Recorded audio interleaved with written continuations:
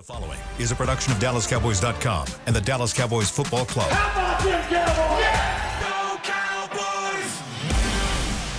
This is Media Mash, a roundtable of Cowboys insiders dropping wisdom and offering sizzling takes on the current state of your Dallas Cowboys. Now, your host, Newy Scruggs. Here we are on Thursday, everybody. Media Mash with two of your favorites that cover the team. You've got the longest tenured beat writer, most trusted, my favorite fraternity brother, Vegas High Five, Clarence Hill. I don't know if All City Dallas. I don't know if he's sincere about any of it. Next. I don't know if The Hall of Famer, Ed Werder, is here. Also works over at Chanley in the house. So, I got a question. Since Jacques not here, we're down a man. So this is the equivalent of the Cowboys being without who?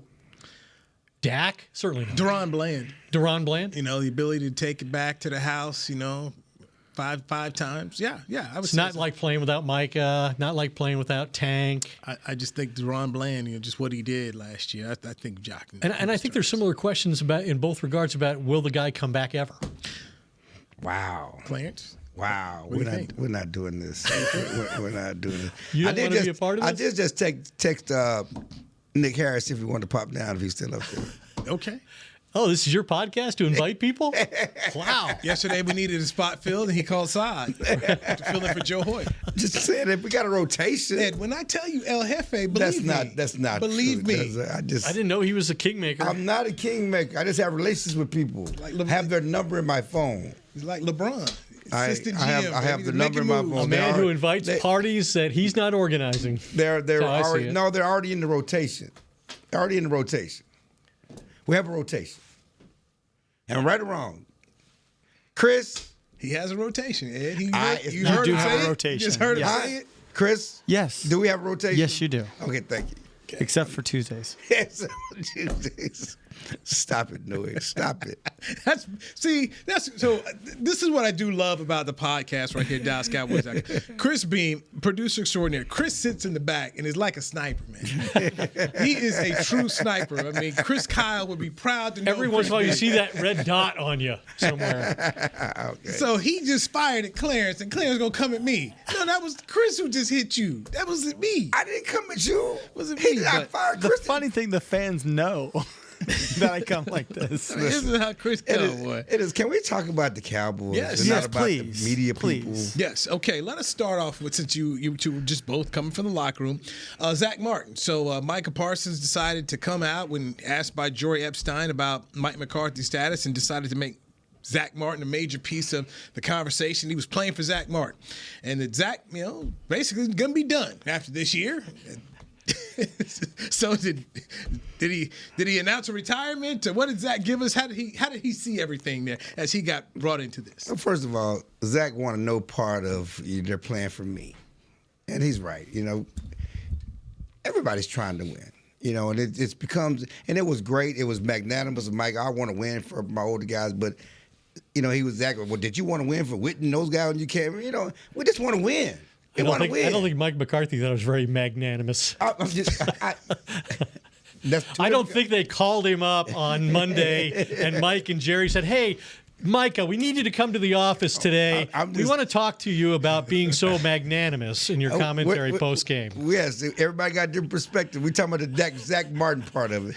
But I'm talking about the whole thing. I understand, but we were specifically talking about Zack. I know you want to be on his podcast. Oh, my God. Well, I said he was wrong and out of line. I said it was disrespectful. He did say that. I said all of that. He did say But from a Zack point of view, first of all, the contract says he's done. Unless he, gets a new deal, okay? Contract says he's done. He's hinted about, last year. Certainly, he did not co-sign on this my last year because I'm just trying to get it's game by game. Right now, he's focused on. He's not going to talk about that. But we all understand all that part of it. But more importantly, he didn't want to get into and continue the narrative about pitting Mike against him. You know, and he wasn't.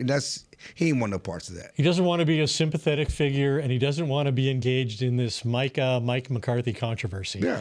He just wants to play football to the best of his ability, and he assures everybody that's exactly what he's doing. Yes, and he's injured, and we talked about him playing hurt. He didn't want any sympathy about having to go out there and play hurt and deal with things that everybody's dealing with throughout the year. Clearly, he's not having his best year. Clearly, he hasn't been the best, right. Last couple of years. And, it's he held out last year for more money because the Cowboys weren't paying him enough. And he's wisely so. And he got his money. Everybody does a great job here getting their money, right? Dak, can you imagine if Dak didn't get his money before week 1? Yeah. He'd be 32 years old. The Cowboys would have a high pick. He'd be coming off his worst statistical season, have a major injury for the second time in 5 years. Instead, he's guaranteed his spot here. Yeah. So he got his money, even though the investment has not been returned, whatever reason, injuries. So far. Well, it ain't gonna be. Season's over. 8 more preseason games left, and they got a big salary cap here for him next year. They got to eat, so he won on his way out the door. First ballot Hall of Famer. Much respect for his entire career, but the last 2 years have not been his best when they held Jerry over the barrel. What is Zach's cap number next year? I have to look it up, man. But, he has a high cap number.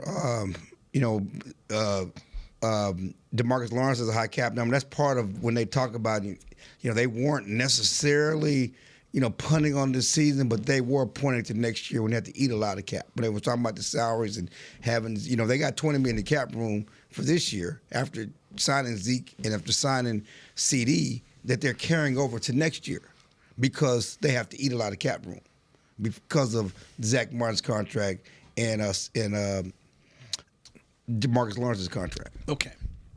So, staying on Zack Martin. His cap hit for this year is 15.5. Next year. Next year when he's gone. So just next year when he's gone. It's kind of, that's where people I thought kind of got confused about Dak Prescott in his contract too, not understanding in 2025 he was going to carry a $41 million hit. Yeah. And that was factored into them bringing him back here. And I would assume most Cowboy fans, if they don't dive into the numbers, are going to think, well, Zack Martin is gone, and boom, that's just money off the books, and he's free and cleared. It's not it. According to Spotrac, his cap hit for next year is $10,655, which is 3.9% of the cap, but the dead cap is $26,460. Right. Wow. Right. So that's what they have to eat. And that's what they have. Big numbers for Zach, big numbers for DeMarcus Lawrence. And that's why Jerry was never all in, because they were always, if you talk to them, they were always pointing to the boogeyman of 2025 when they were having to deal with things with the cap. And that's why it was, having to manage deals for Dak and deals for CD and deals for Micah to go along with things they had to eat on the cap because Zack Martin will be going away. And because of DeMarcus Lawrence most likely will be going away. Ed, what's Tank's cap hit going to be in 2025? I just got off that site. Man, so you can do it during the break. Maybe I can answer a different question, and Clarence can do for me what I just did for him. No. We can do that during the break. But that's something that's very significant, just because we're fans who are now looking toward 2025. You're thinking if Tank is gone and Zach, so you're thinking, okay, we got this money. No, there's a hit there. So the ability to say, hey, go into free agency and go pull somebody, and you've got to pay Micah Parsons, that's significant. And definitely is going to change some theories about what they do, but also it makes you wonder what head coach comes in here. And that's what I was going to say. All of that figures into if McCarthy's not. How do coaches look at the prospective coaches look at the situation here? Like, do they think they can build a winning roster around the number that Dak has now, given where he is in his career? I'm not sure.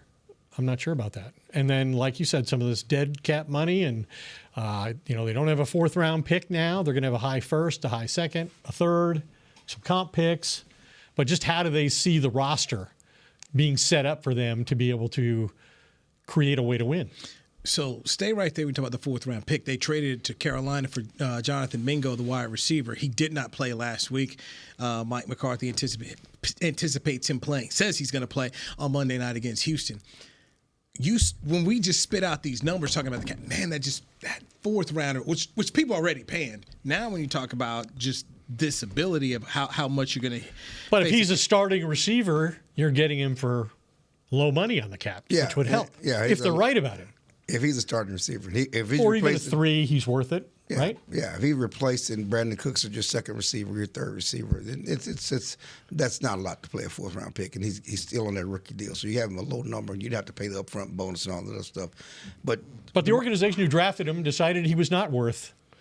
Yes, but Mike McCarthy went on the press conference today and said, I know, I asked him about everything we expected him to be. He can play inside, he can play outside. He gives us juice, down the field juice in our vertical passing game. He's everything we saw in the draft. Can't wait to see how he turns things around on the Texans on Monday Night Football. I think that the problem here is that he did the thrower. Cooper Rush.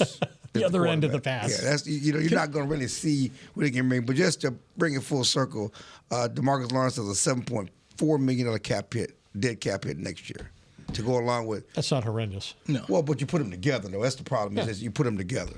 So, not trying to be a homer here, just trying to find some light. Blue Kool-Aid alert. If there's one team that you would like to trade from to get their players, it is Carolina, because McCaffrey going to San Francisco has been fantastic. Ryan Burns. But he was productive at Carolina. He was productive. I think you have a hard time judging the quality of any player who's been in Carolina because the constant coaching turnover, both as a head coach, there have been 3 in the last calendar year, and the offensive coordinators are constantly changing. They don't have any level of sustained success. In fact, they lose all the time. So it's hard to judge that this player's a failure because he was in Carolina for a year and a half. Right. And so, Clint, I just said if you're trying to find a silver line. But you're going to invoke McCaffrey. I mean, I would invoke some. I mean, McCaffrey was a Pro Bowl performer in Carolina. True. Like I said, he was a top 5 pick. But he's been a far better player in San Francisco.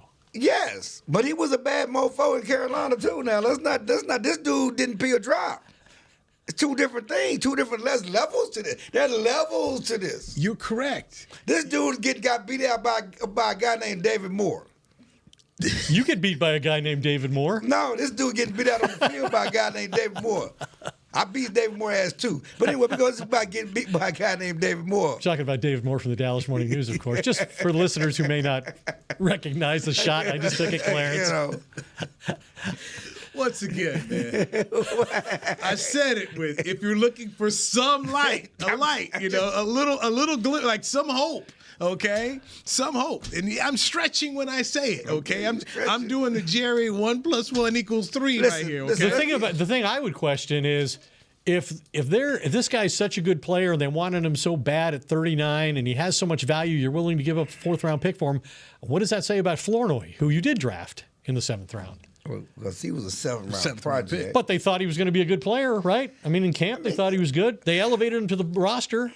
But this is a guy you thought was a top 50 player. Well, he was a 7th round pick. I mean, you're always accentuating the upsides. Okay, yeah, he's 7th round pick for a reason. If Flournoy was everything they thought he was going to be when they promoted him to the roster, would they go make this trade? I don't think that they had no choice. Let's be honest about that. What do you mean they had no choice? Who else did they have? At what? Wide receiver? Yeah. They had no choice but to do what? This trade? No, to Flournoy. I'm talking about the elevator. I mean, they had no. Maybe a running back. Could you draft a running back? It's been in the 7th round. I mean, they were just 7th round picks. You're just you know they got flaws. You're betting on some. At least they got. Okay, this guy's athletic. So we know he's raw. We know he's got flaws, but he's athletic. So maybe, but he's 25. It's why he's down there. But he's he has flaws. You have obvious flaws when you're in the 7th round. So it's not like they thought they were hoping against hope that he could develop into something. I'm just saying, if they were encouraged by what they've seen to this point, and they thought he was going to be a starter capable starter early in his career, they would not have made this trade. So I don't think they thought he was capable of starting early in his career when they put him on the roster. And I look at the player by them making this move and hearing them speak. They thought of him like they did of Trey Lance. Like, we had a very high opinion of this player coming out. Whether or not Mingo becomes another Trey Lance, where you just say, boy, okay, that was a mistake right now. We'll see. I mean, Jalen Brooks was a 7th-round pick the year before. I mean, so they thought about flowing over. What There have been about good Jalen Brooks? 7th-round pick receivers. There have been very successful undrafted wide receivers like in the history of the NFL. And David Moore in Carolina that outplayed this guy. What was Drew Pearson? Undrafted. Now you going What was Ed McCaffrey? What was Rod Smith? You're going way No, back. that's not back that far. Drew Pearson? What about Rod Smith? What about Ed McCaffrey? Rod Smith was a long time ago, I'm sure I too. can come up with some other Rod ones. Smith was a long time ago. Keenan Allen. Not Keenan Allen, Keenan McCardell. Keenan McCardell. Keenan McCardell. Going way back into the depths. How about the last 5 years? I don't know. Cole Beasley? I said 5. And that's the point. Cole Beasley was a long time ago, too, now. Yeah. It's over a decade ago. But The other interesting thing McCarthy said today was he finally acknowledged Rico Dowdle is the number 1 running back, which I think most people figured out in July. yeah. But McCarthy now says he is the number 1 back, and this running back by committee thing that he hinted at last week was not going well, is now no more. Yeah, which we talked about yesterday. Let's hold that thought. McCarthy coming around to saying this is what it is. Why now? Ed Werder, Clarence Hill, Newey Scruggs, it's the Media Mash. We'll pick up that conversation next on the flip side right here on DallasCowboys.com. Back finds Pearson. It's caught. Touchdown. The Dallas Morning News delivers full press coverage of the Cowboys. Bateman straight drop, throws it over the middle. Irvin in for the touchdown, Cowboys. We cover your Cowboys from the preseason to the postseason and beyond. Boot to the right. Looking down the field. Lamb. Victory. Game by game, play by play. No one delivers your Cowboys like the Dallas Morning News. Connect deeper to the Dallas Cowboys with the Dallas Morning News. I'm Cowboys alumni Danny McCray, here with Smoothie King asking, what's that sound? That's the sound of me sipping one of their power-packed smoothies with over 10 grams of protein. With real fruits and organic veggies, because at Smoothie King, what you see is what you sip. So grab a delicious Smoothie King smoothie, throw a straw in your jaw, and get sipping real. Smoothie King, the official smoothie of the Dallas Cowboys. To kick off the 2023 NFL season, Hugo Boss teamed up with the NFL and Micah Parsons to launch an iconic apparel collection featuring hoodies, crews, t-shirts, polos, joggers, and more. The bold, unique apparel of the Boss NFL collection unites football and fashion while reflecting what it truly means to be a boss. Get yours today at nflshop.com/HugoBoss, at HugoBoss.com, and at Boss retail stores. #Be your own boss. Hey Cowboy fans, I'm Dak Prescott, quarterback of the Dallas Cowboys. But lately, I've been learning a new game, crypto. Sound confusing? Don't worry, even us pros were rookies in crypto once. That's why I trust blockchain.com. They make crypto easy. No confusing jargon, just the tools to help you win. Prescott keeps it, slides with a first down. Invest like your icons, where everyone is a rookie in crypto with blockchain.com. Perfect throw, my goodness. Wow, did he ever thread the needle. Visit blockchain.com/Cowboys to get started. Back to Media Mash. Media Mash, DallasCowboys.com. We've got the Hall of Famer Ed Werder in here. Clarence Hill is here. I'm Newey Scruggs. So, Mike McCarthy goes to the press conference and admits that, okay, Rico Dowdle's the guy. Yesterday when we did Media Mash, Clarence Hill, most trusted, had found out that Rico said, hey, I'm the guy. I tap out when I want. And we had the conversation, why are you tapping out? Did he tap out in the goal line situation last week? No, but he told me he was the lead guy, and obviously Mike McCarthy confirmed. He said, I'm the lead guy. I decide when I go in and out the game. I get better. I'm more comfortable when I get lathered up and go, and that's what it is. And certainly Mike McCarthy confirmed as much today, and we went back and talked to Rico again today about that, and he just said he's appreciative of the journey he's had. He's been there 5 years waiting for his opportunity. Undrafted player. Undrafted, a lot of injuries early in his career. But Mike was very unequivocal He's our lead guy. We need to get him more opportunity. He's our lead back. He said we need to keep getting him opportunities. Yeah. And he doesn't need to keep getting him opportunities. He needs to get him opportunities. All of that. They need to stay in a game long enough to use the running game throughout the course of an entire game. Well, and that's the crazy part, because when I talked to Rico yesterday, he said, I thought halftime he 10 carries for 50 yards. He said, I was on my way to my first 100-yard game, and he was going well. 2 carries in the third quarter for 3 yards. No more carries the rest of the game. Now, certainly the game got away. At the end of the third quarter, it was 28-6. They had some turnovers, different things like that, and the game got away from them. But it was going so well. Why don't you come out the second half and feed your running back in your running game? What do they average on first down running the ball, I wonder? I don't know. That would be the only explanation for getting away from it. Well, all I know is that he has averaged, last 3 weeks, I think he's been over 5 yards a carry. When he's been on the field. You go back to the Pittsburgh game, and when he's been on the field and he's been rolling, he's going back to the Atlanta game, he had a good game. And just keep giving him the ball. It's funny because we started off season. It's going to be a running back by committee. That's the best for these backs. The best for what we got. It's best for this team. A lot of teams are doing it. This is the way to go. We're going to run you running back by committee. We always understood when you got 2 backs, you got 3 backs, you ain't got 1. You're doing a running back by committee because no one has asserted themselves. No one has taken the mantle. And over the course of the season, Mike has continued to defend the rotation, different series and stuff like that, running back by committee. But slowly but surely, certainly, it has become, he announced it, but Rico has been the bell cow. He has had the great majority of carries. You think he's a special player, though? No, I don't. Yeah, I don't either. No. And that was the next thing I was going to say is you go back to what Jerry talked about beginning of the year, all in. I don't think anybody thought all in was going to be Rico Dowdle being your lead dog.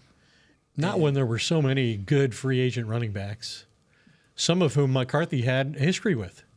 Aaron Jones, Joe Mixon. Forget Saquon Barkley and Derrick Henry. Everybody knew they were. J.K. Dobbins, 1.6 They were potentially. Yeah, you bring up Dobbins every week. Good player. He is a good player. And that's just it, because it frustrates me, because I hear people say, well, I don't care, if you'd have got Saquon or Henry, they wouldn't have been good here because the offense is not. No, that's not true, because Rico has been good here when they've used him. And so now you put a better back in those opportunities, because there's still no breakaway runs. There's still no big runs. You put a better back in those opportunities, they would have success. They would have more success than Rico's had. There's no explosive anything on this offense. This is the most confounding team I think I've ever covered in all the years I've been here. Like, I've covered worse teams maybe, because I covered the one in 2015, Jimmy Johnson Cowboys. We've all covered bad seasons, but this is unexpectedly bad, and the depths to which they've reached is beyond comprehension to me. When you look at start of the season, 16 straight home wins, longest streak in the NFL. Now they're 0-4, and it's minus 94 turnover differential, the worst in history for a team that made the playoffs a year before. Just all these historic numbers on the bad side that they're attaining. It's just unthinkable that they're this bad. With guys at training camp in the media calling it out then, like, this is not it, from the receiving core outside of CD. And CD wasn't there, like, this is not it.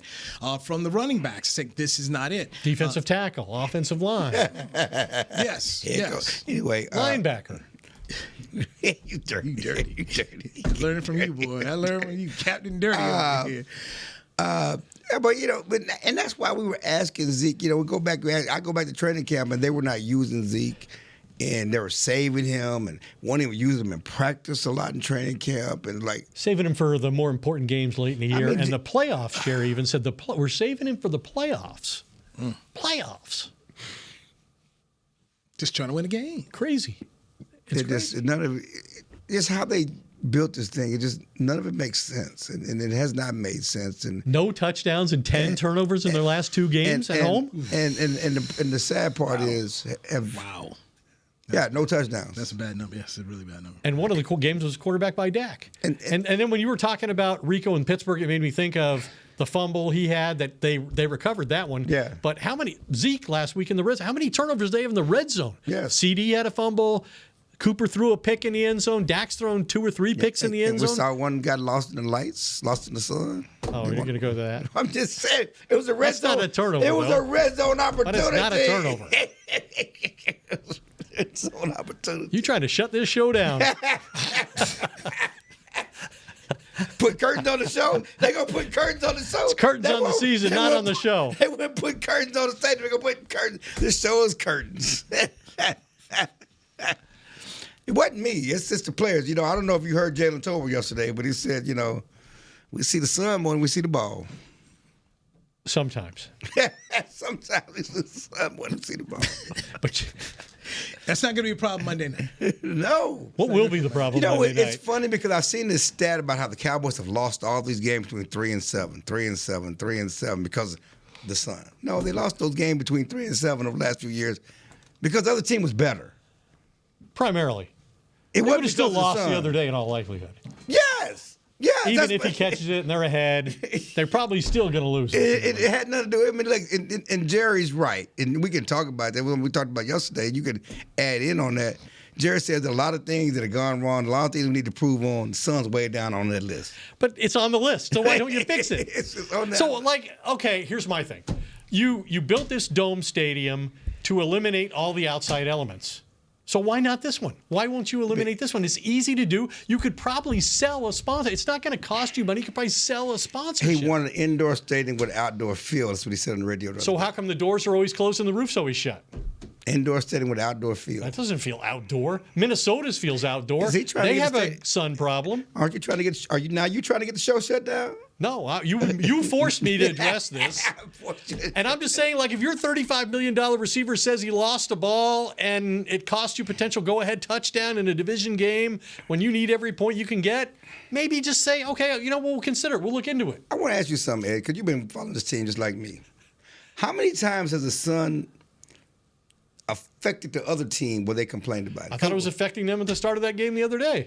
Did they complain about it? I'm just saying, but they won the game. I'm just saying, I don't remember any opponent leaving the game and losing to the Cowboys and said, the Sun cost us. Right. It's only the Cowboy fans, the Cowboys talking about the Sun. So you think they're just making invalid excuses?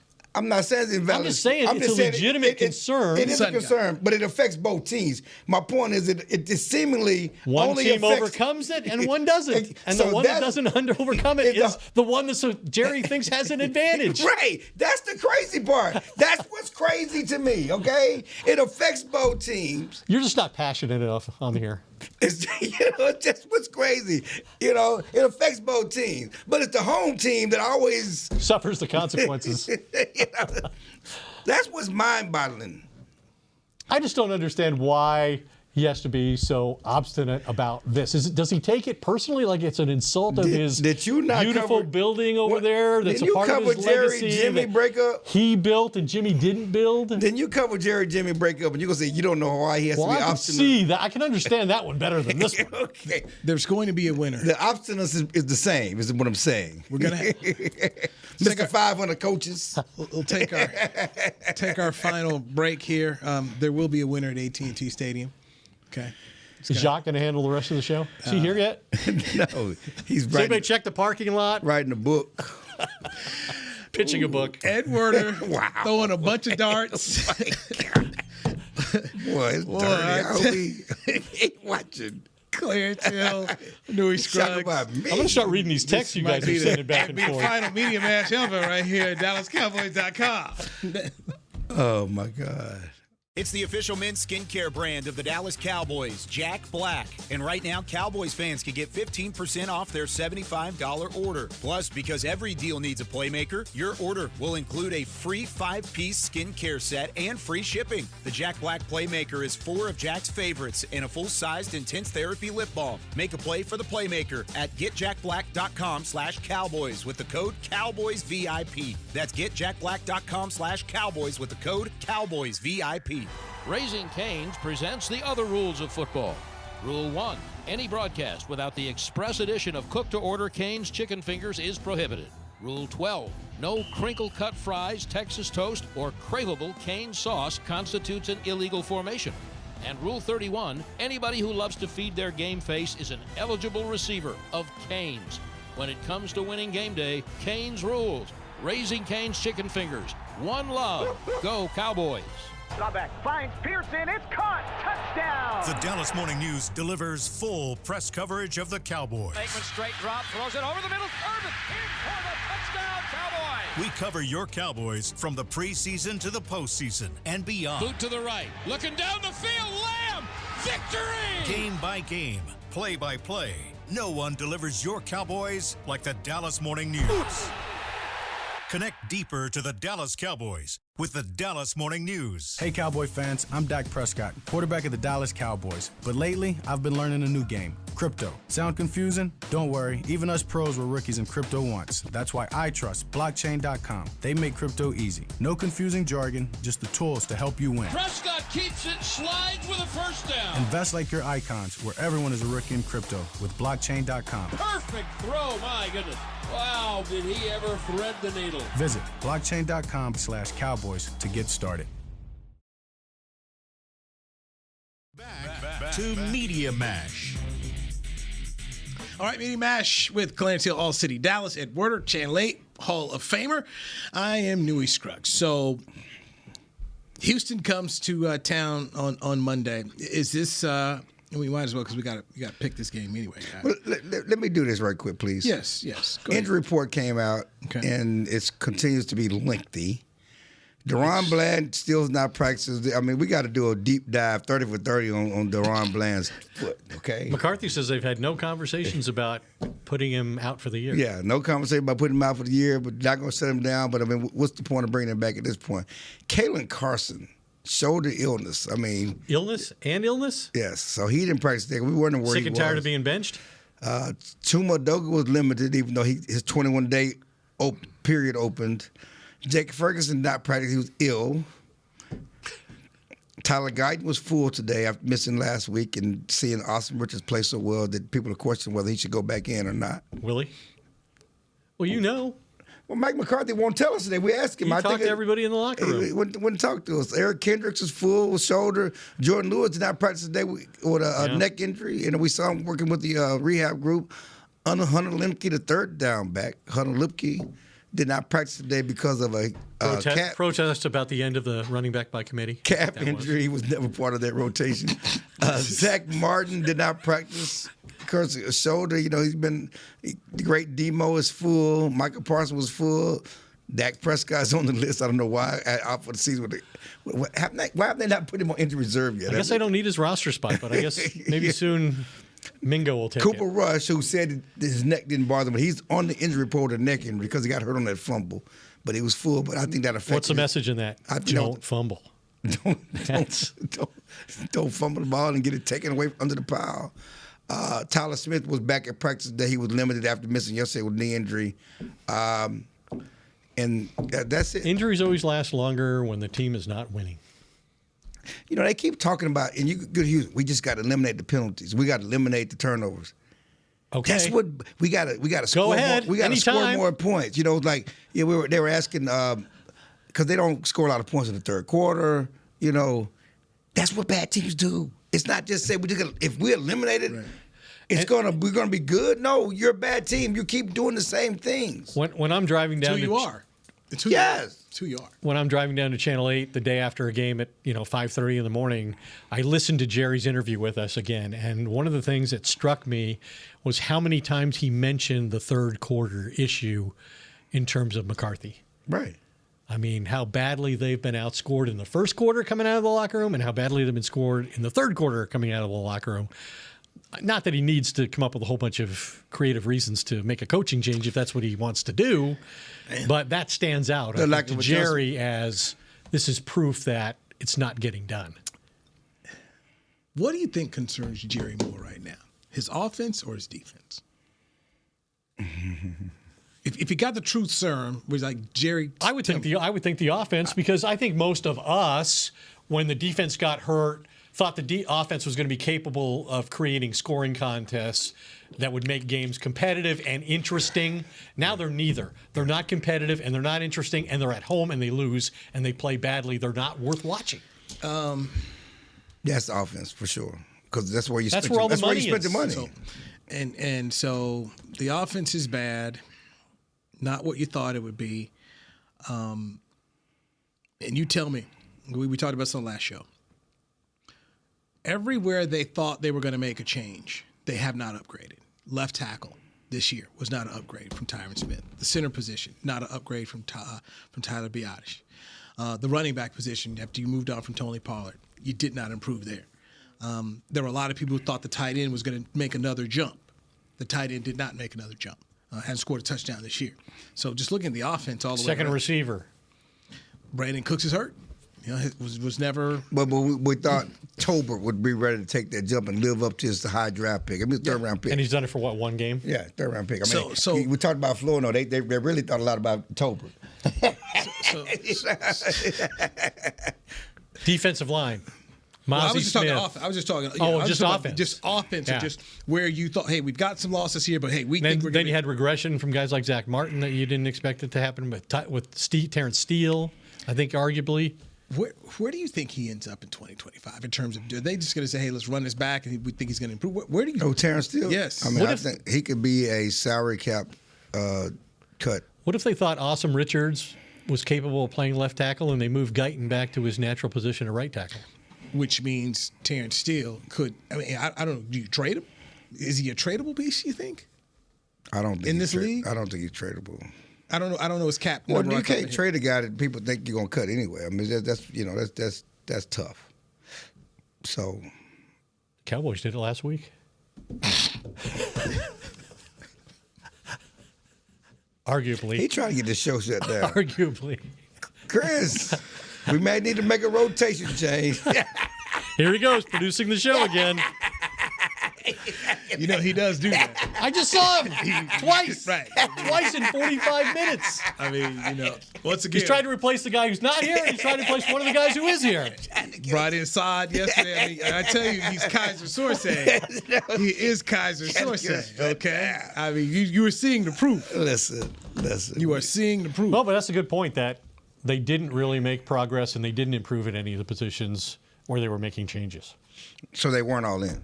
And all of that, as a result of all that, the quarterback didn't play well. No, quarterback didn't play well at all. And the thing about it is that Cooper Rush is a guy who needs the things around him to play well. So does Dak to a certain extent. You know, he needs less so, but yeah, huh? less so, but yeah, less so. Yeah, no, I said yeah. You know, he's not Patrick Mahomes. I've never said it was Patrick Mahomes. He's not going to pull a rabbit out of his hat, so to speak. But, you know, he needs an offensive line. He's got hit more than he ever gotten hit this year, you know, from the terms of the protection from no running game, no weapons outside. And I know Jerry said, well, we paid Dak, you have to do more with less. But you can't do lying nothing about that. You know, you got to do it with less. You know, the less ain't good enough. Yeah, no, I think about how much less is the question. Right. I go back and think not about this much less. Jared Goff all day long. Like Jared Goff is thriving in Detroit because they have made sure they put players around him. Oh, they gotta go. And because Jared he's a good football player, but he's not the elite guy who's going to carry the team on his back. And we've seen what he can do with an elite offensive line. The Texans gave him the perfect example. He threw 5 interceptions. They won the game because of the defense. They won the game, but they still had other weapons, you know, and things like that. Let Dak or any quarterback throw 5 interceptions. There will be 50. There's no coming back. Romo did it. Uncle Wade. So let me ask this question. Wade's defense kept him in the game, though. But you got to be able to stay in the game. I'm saying is the score was still able to come back. The Cowboys throwing 5 interceptions, the other team going to have 50 points. Right. I think all the flaws we've seen when Dak was a quarterback are now exaggerated by a less talented quarterback being out there. Go back to Detroit in the defense. As people are starting to, you know, we're getting here and you're hearing head coaching. Is Aaron Glenn now going to find himself in that category? Because I would say Detroit is the best football team in the league, and some may say Kansas City, but I think Detroit is, in my opinion, coming out of the NFC at this point. Well, Ben Johnson is going to be the number one assistant coach, play caller, offensive guy. But, right. But an Aaron Glenn said 5 picks by Goff, your defense keeps you in. And how well they played without Aiden Hutchinson. Right, and that's a team that we knew the offense was the best part of the team. You know, that with those receivers, those running backs, and that offensive line, they got a great offensive line. The offense was the best part of the team. Glenn has grown, and that defense has grown a lot. Former and again, and they're doing what you have. Right. Former Aggie, former Cowboy, doing what he's doing without Aiden Hutchinson. Very impressive. And he was in the rotation last year of coaching interviews, and I think he'll get a shot this year. You think he'll get a job, or you think he'll be interviewed? Oh, he'll be interviewed for sure. He was interviewed last year. When you say I think he'll get a shot, what does that mean? A shot at coaching. I don't know. I don't. I can't speak for these owners and how they do their coaching thing because I think Brian Flores should be a head coach next year. The job he's doing in Minnesota. But he's also suing the league. Yeah, there's that. Jerry doesn't like people who sue him. If you're talking about him being here. What about West? And there was all that controversy about the criticism he took from Tua. Yeah, that he's got to overcome. Right, but his defense is saying, "Hey, look at this guy." That Minnesota defense is great. All right, guys, let's get your picks here. All right, I got to write them down here. Tonight, the sheet of integrity. Dan Quinn against Kellen Moore. That's right, Keelan, as Stephen would call him. So. Keelan. All right, Ed, who you got? Washington, Philly. It's at Philly, and Philly's a 4.5-point favorite. That's perfect because I was going to pick Philly 21-17. Chill? Yeah, I'm picking Philly 28-24. And it's interesting. And listen, I love the Washington quarterback. All the stuff early on, MVP guy. He only has 9 touchdown passes. That's not a lot. 4 interceptions. Okay. He did turn the ball over. He's got 262 passes and 2 picks. No, don't turn the ball over. I'm just saying, he only has. He's been less of a runner since he suffered that injury too. And last week he got shut down by Pittsburgh in that capacity. Yeah. 3 carries, 5 yards, and had his worst completion percentage. So Vic Fangio, watching that tape, gonna control him tonight. Mr. Blueprint. All right, Houston Cowboys Monday night. What you got, Ed? Houston 20, Dallas 10. They score a touchdown. Chill. Kevontae Turpin. Wow, kickoff return. 28-10 Houston. 28-10 Houston. All right, ladies and gentlemen, if you want to see Clarence Hill in person live. And why would you? And who else? Jay Ratliff. And who else? I'm special guest. Louis Scruggs. I am special guest tonight. I want to know who you picking for what's your score for Houston Cowboys? I know it's going to be in the morning news. Check the paper. What's your score? We're going with Houston. What's your score, sir? I have to reveal that tomorrow. but I am in range of you guys. But it was funny is Barry had Houston scoring 21 points. I'm like, dude, when's the last time somebody left Jerry World just under 20? Just barely getting over 20. I'm like, okay, but yeah. So I'm surprised you're letting Clarence produce you again later tonight. You know what, man? Twice in a day. That's something. When Joe was sick last week, I felt it's about time for me to offer my services. When Clarence had it in Arlington at Ella B's, it was easier for me to go right from the station down there. This requires more work, more. I'm sure he takes that into consideration in terms of the compensation he offers. Yeah. And more importantly, Joe didn't go to Channel 8, but he was at my show last week. Oh, you just killed the guy. Well, I have to go to work. He just killed the guy. Yeah, I do have to go to Channel 8. He was sick. He had called out, but he was better. Just said he didn't do his job, but he came to my thing. Well, I'm just saying he had a drink. I will do my job, and I will come down and do my fraternal duty. I know he'll give you mileage. Turn it in. Mileage. He'll get a chicken wing. Thanks, guys. Goodbye. Bye. This has been a production of DallasCowboys.com and the Dallas Cowboys Football Club. How about this, Cowboys? Yeah!